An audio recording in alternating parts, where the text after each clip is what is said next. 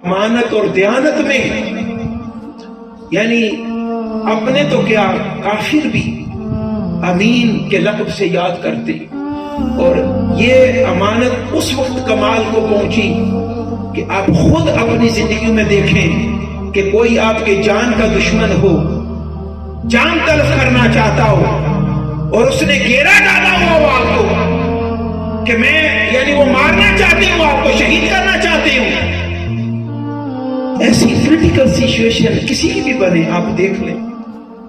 اور جو آپ کے دشمن ہیں ان کا مال آپ کے پاس پڑا ہوا ہو اور وہ آپ کے مال کو تو آپ سے یعنی آپ کو محروم کرنا ہی چاہ رہے ہیں، لیکن آپ کی جان کو بھی تلف کرنا چاہتی، مال تو مال ہے، جان سے مارنا چاہتی، اس حال میں اپنے پر غور کریں کہ ایسے دشمن کی امانت مال آپ کے پاس ہو، آپ کا کیا برتاؤ ہوگا، کیا اپروچ ہوگا؟ جی شب ہجرت آقا علیہ السلام کو خبر ہے کہ کفار مکہ نے میرے گھر کو گھیرا ہوا اور مجھے شہید کرنا چاہتے، ہم سبھی جانتے، لیکن اس اللہ کے امین نبی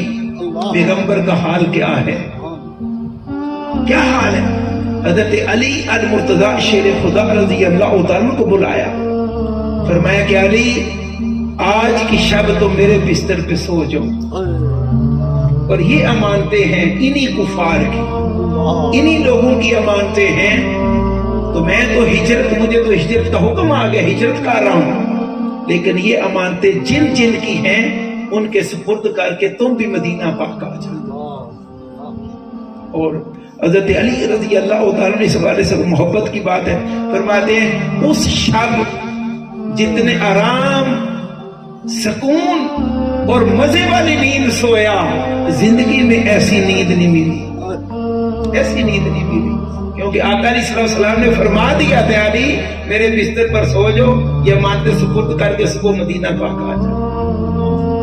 کا مطلب تھا کہ آقا علیہ السلام نے گارنٹی دے دی کہ تمہارے اوپر کوئی آنچ نہیں آئے گی، اتنی ٹھنڈی میٹھی نیند سویا میں اس شب، لیکن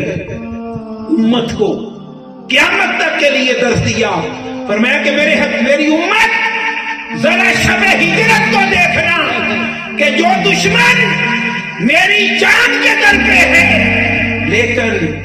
میری امانت کا عالم یہ ہے کہ مجھے ان کی امانت